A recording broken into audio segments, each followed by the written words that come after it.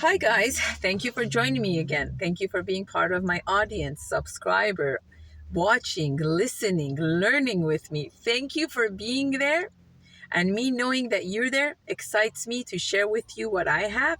And knowing that it's helping you helps and motivates me to even make more of these videos. So, yesterday I posted a video regarding emotional intelligence. Actually, it was I had a few shorts and one long one. So you could follow on YouTube on Natalie June, Natalie dash JOON, no dash, sorry, space, Natalie June. People ask me if I can elaborate more of what is emotional intelligence and how can we better give it over to our children. So there's different explanations of emotional intelligence, but in a nutshell, emotional intelligence is emotional education, knowing about your emotional state and understanding it.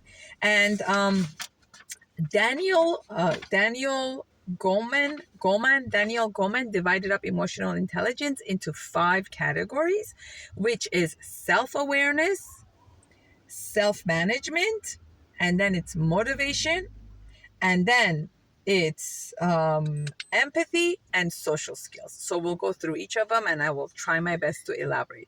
Before we start that, one of the pasuks that came to my mind so much learning about, reading and learning and preparing to do this talk, is the famous Pirkei Avot of Im ein an li nili, im Rak anili, if I am only to myself, what am I? If not now, then when? I feel like this is a classical statement of the importance of emotional intelligence. And also, ve'ahavta larecha kamocha. Ve'ahavta larecha kamocha is also a big symbolicness of the importance of emotional intelligence. So let's put our Torah hat here now and come back to the psychology part.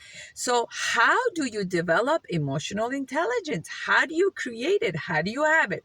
So basically, it's one of the skills that you need to have access to be able to act it and bring it into life, just like all the other skills as babies learn. It's a skill that you need to be taught to be able to utilize it, whether it's language, communication, potty training, walking, crawling, stepping. It's in you, but you need to find people that will help you utilize and access it to bring it into reality. Even communication, if nobody speaks to you, you won't know how to communicate. Even with your eyesight, if you're left in a cave after you're born and then you're brought out after 2 years, you won't be able to see. So you need to have access to that part of your brain to be able to utilize it. And emotional intelligence is usually held in the frontal lobe, which is the last part of the brain that develops, and the neuroplasticity is the last area. And your executive functioning is all right here, where you say Shema. That is where you're holding all of your emotional state. So the emotional stage, the steps of it. Step number 1, if I am not to myself. That's exactly what we're going to go now. If I am not to myself. So this is going to be the top category. Number 1 is the self-awareness, right? So the self-awareness is about knowing myself, my emotions, my feelings, my thoughts, my state, what's going on within me, what's coming up for me. So how you develop that is by your mother and your caregiver giving you space for that. You come home bothered that your classmate broke your toy. Your mother says, what happened? What took place? Instead of your mother capping it and saying, nothing happened, get over it, move on. Limited emotional intelligence. How do we enhance emotional intelligence? You talk. What happened? What did your classmate do? How did you feel about it? What do you want to do about it? What took place? So your mother allows you to have the emotional state, allows you to have self-awareness with that feeling that came up for you, helps you name the feeling, and then we move on to the next stage, self-management. So when you have the self-awareness of, I felt sad, now your mother helps you and tells you, oh, you got sad. What would you like to do? What can we do? Maybe you write a letter. Do you want me to call the mother? So over time, co-regulation, regulating with your mother, becomes self-regulation, self-management. So helping your child to have self-awareness, teaching them skills to regulate their emotions, sad, maybe write a letter, maybe take a walk, maybe Mima can talk to your classmate. So this is the 2 part that has to do with the self. Self-awareness, self-management, self-regulation and self-management. Then after this, the next category is motivation, having motivation to do things, helping you to create motivation, talking to you about motivation. That's what will help you also to enhance your emotional intelligence. Now we go to the social part of it, right? If I am only to myself, what am I? We don't want you to be only to yourself. We want you to be ve'ahavta l're'echa kamocha, to you have to love your friend as yourself. So now we're going to go to the friend.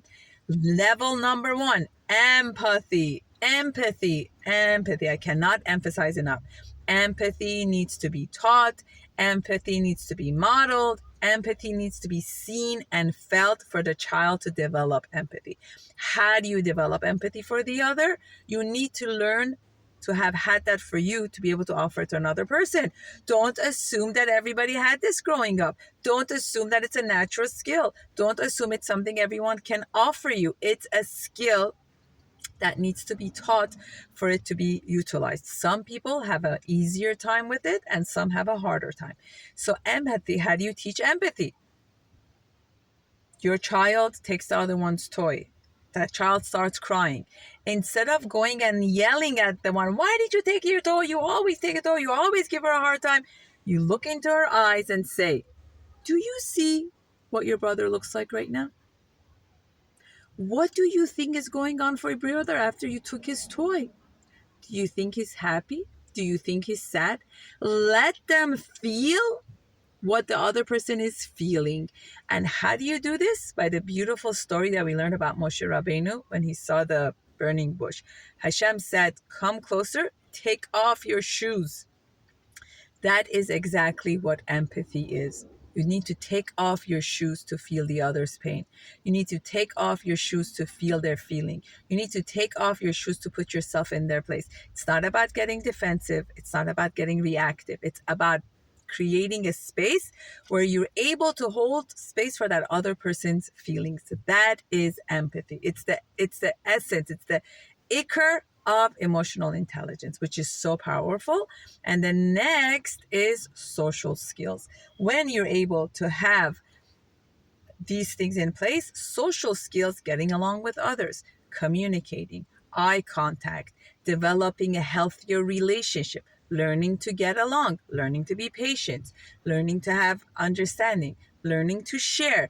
These are things that helps you with creating a relationship and also helping you to develop higher level of emotional intelligence. Emotional intelligence and awareness has to be taught, has to be experienced, and has to be modeled. You're not born having it. Some have an easier time with it than the rest, but you're not born with knowing how to do it. Human beings are one of the most selfish mammals in the world. If they're not taught to be kind, compassionate, and caring, they won't know how to do it. Thank you so much for watching. Please comment below. Let me know what you thought of this video. Ask your questions, make comments, subscribe, share, like. This is what my kids told me to do. She said, you need to do this. So I'm doing it. And let me know your thoughts. My mission for these videos is to create education and awareness. One more thing before we finish this video. These ideas might sound simple, might sound hard. Neurotypical of what we call normal people will have an easier time once they learn about it to develop it. Neurodivergent people, neurodiverse, will have a harder time with some of these things, especially with ADHD or autism spectrum, even high functioning autism.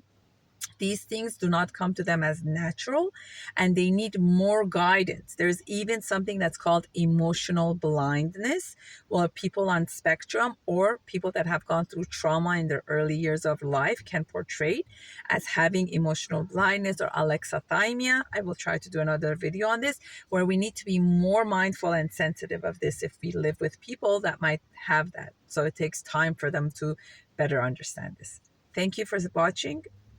And I hope the words that came from my mouth and my heart sat on yours, because I am feeling so content, so grateful, and so wonderful for being able to do this video today.